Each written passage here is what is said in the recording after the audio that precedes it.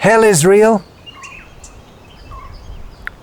Continuing on this tremendously important subject.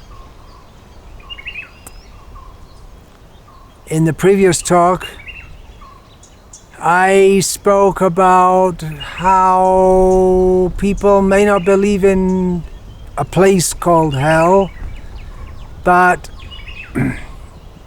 there are hellish experiences in this world which people are experiencing right now.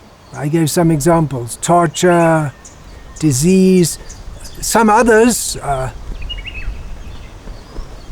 Not every disease is absolutely hellish, but some they cause severe torture. Even without any physical pain being inflicted or suffered, tremendous pain, emotional pain one feels on the death of a loved one, or if jilted by a lover, or it's discovered that a lover or spouse is cheating on you. One type of pain which we forget, just like we forget previous lives. There's a reason for that which I won't get into now. Well, I can say briefly. Because we wish to identify ourselves as enjoyers of this world, we are awarded the consciousness of thinking that I am this body so that I can enjoy it, and we don't remember previous lives. We can access previous lives by hypnotic regression, it's possible, by going to an expert astrologer if we trust what they say. But it's not that important. We just need to know that we have had previous lives and we've suffered many, many times hellish punishments. How many times? Well, how many atoms are there in the universe? At least that many times. Because we're in the cycle of birth and death, and we shall continue to do so until we get serious about self-realization, about getting free from birth and death. One kind of pain that we feel everyone has to go through, hellish suffering, is within the womb. The human child is in the womb for 9 months, if not aborted previous to that. And consciousness comes about around 7 months. And the child suffers. It's a horrible condition to be packed up with various acids and blood, and at that time we have information from Srimad Bhagavatam and other Vedic scriptures that the soul in the child in the womb at that time is awarded memories of previous lives and may do, not in every case, but may do, and resolves at that time to act in such a way that he doesn't get born again. But then as he comes out, the pain of being squeezed through the ovary tract, I believe it's called, and then he forgets everything. So it's very painful there within the womb. The child has consciousness that we can see. For instance, if you see, it's quite an old movie now, The Silent Scream, which shows children being aborted in the womb and how they're conscious of that and they feel the pain. So that really exacerbates the pain if we're killed within the womb. But to be either alive within the womb or killed within the womb, it's all a hellish condition. We may not believe in hell, but we experience hell in nightmares.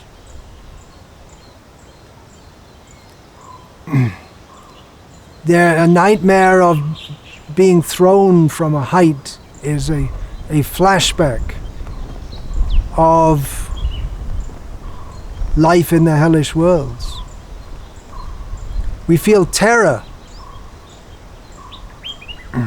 We also feel terror from ghosts, contrary to what foolish people would have us believe. There are such entities as ghosts, and there are actually millions of them.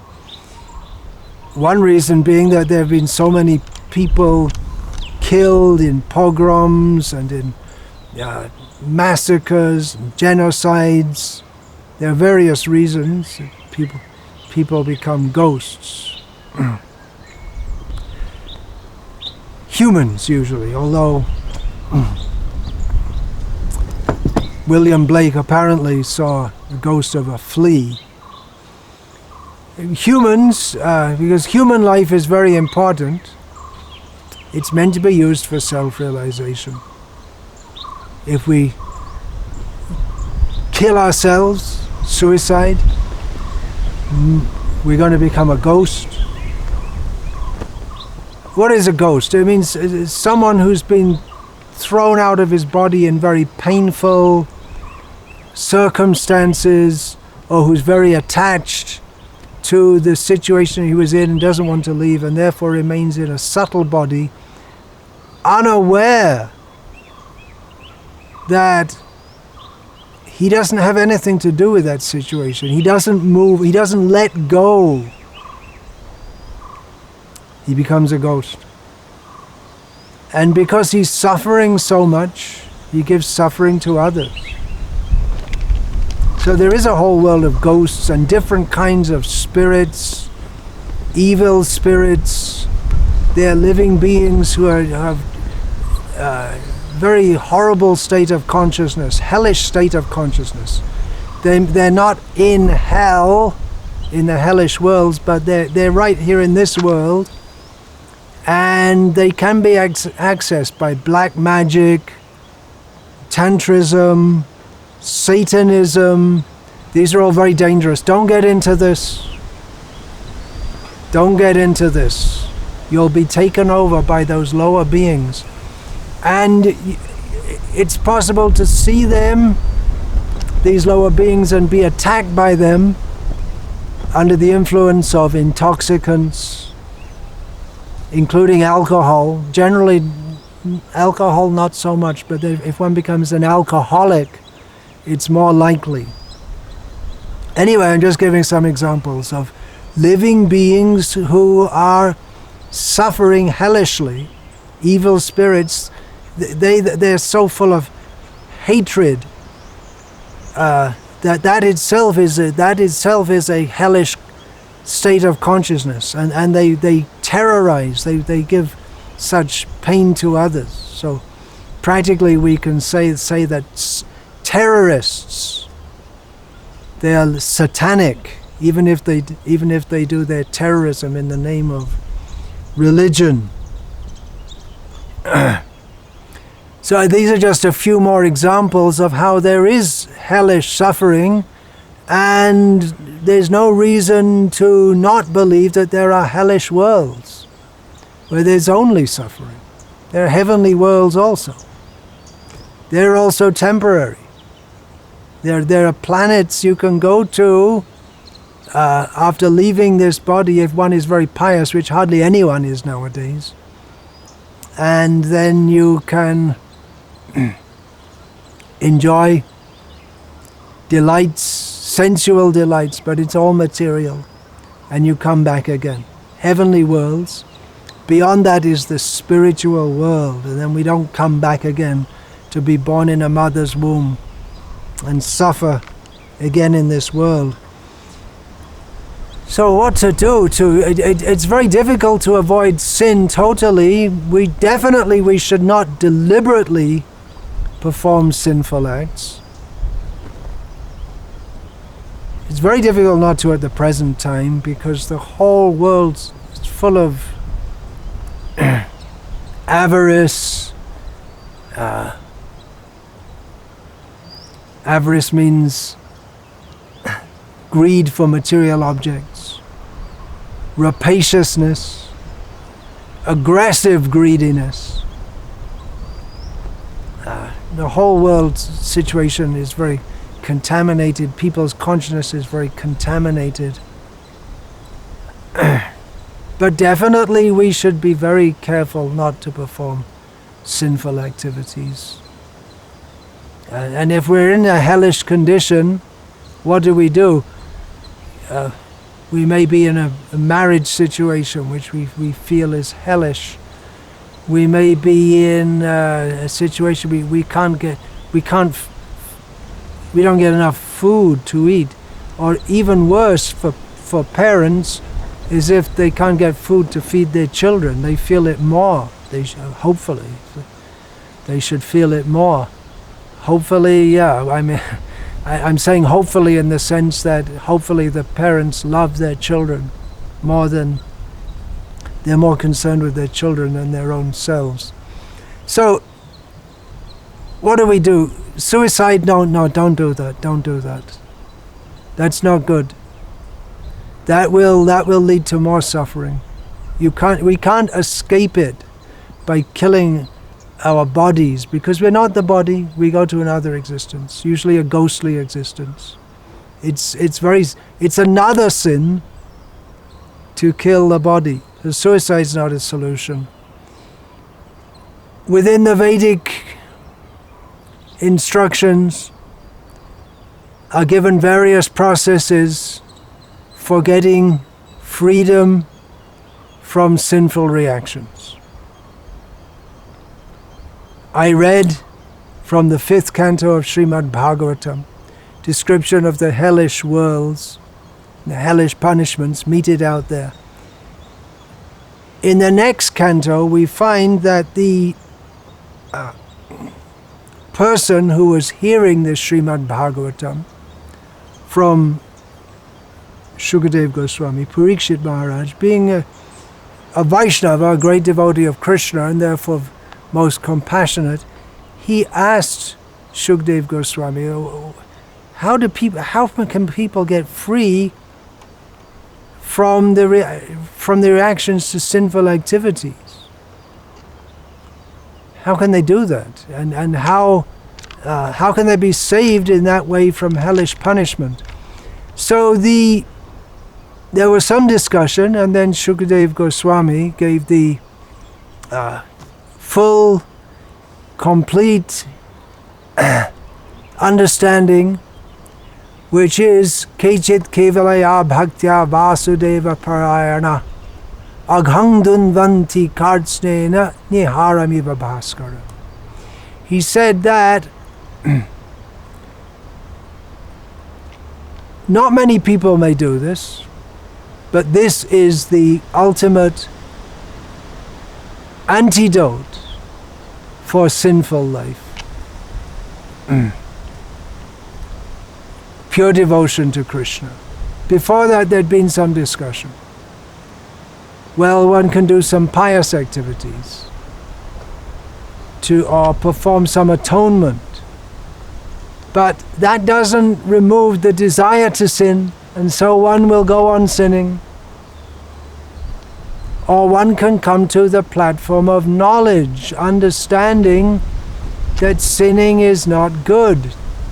But that also doesn't remove from the heart the contaminated desire to perform sinful activities, sinful exploiting others, acting for what we consider to be our own benefit, regardless of others and regardless of the universal laws.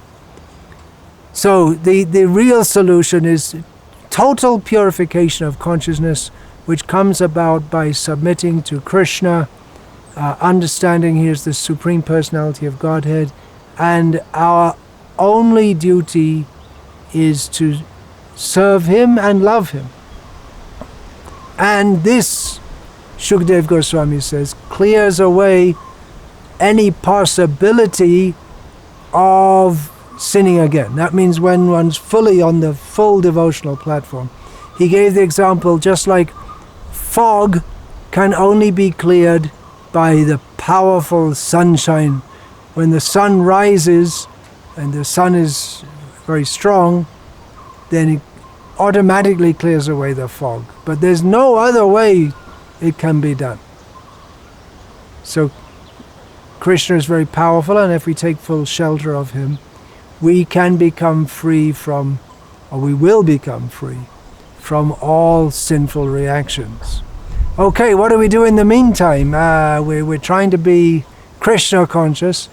In this regard, Shukadeva Goswami told a story. Story means true story. He's not talking fairy tales. About a Jamil who was a very sinful person, who was saved from that sinful condition by chanting the name of Narayana. So chanting the holy names of Krishna. Narayana, there are so many names. Krishna is a very well-known name among followers of the Vedic culture.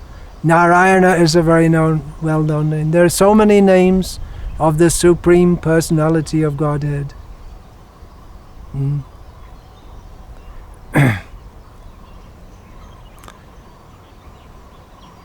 And if one is not from the Vedic culture, he can chant the names of God as he knows them.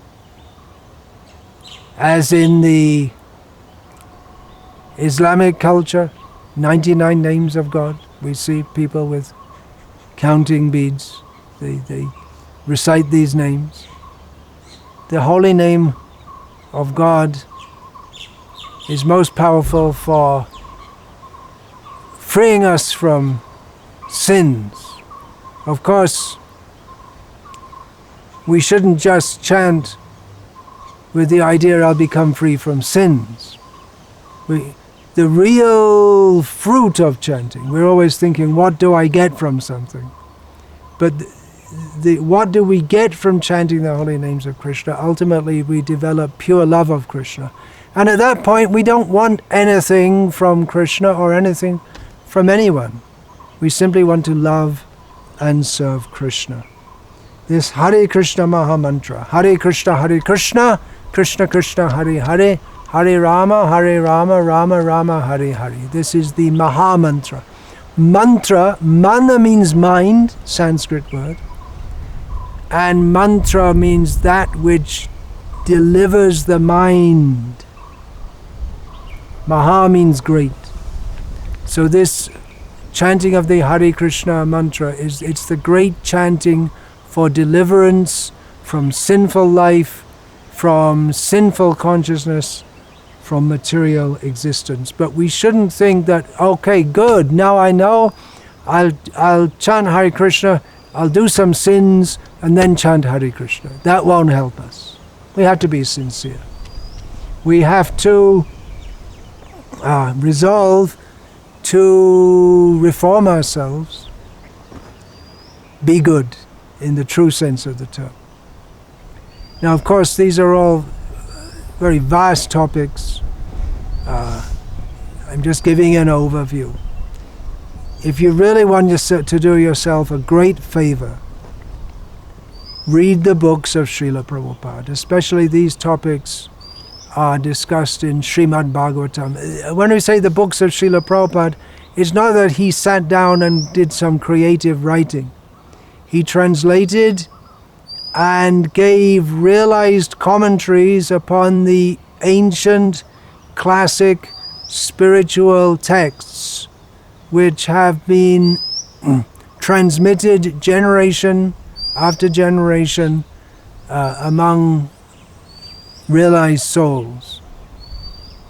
And he kindly gave that in the English language for the first time, and now translated in many other languages. So please take advantage of that and learn how to get free from hellish life. Actually, everything in this world is hellish. Even the happy situation what we think is a happy situation, then we lose that and we lament. It's just setting us up for more suffering, that's all. So please chant Hare Krishna and be happy. Thank you. Hare Krishna, Krishna Krishna, Hare Hare. Hare Rama, Rama Rama, Hare Hare.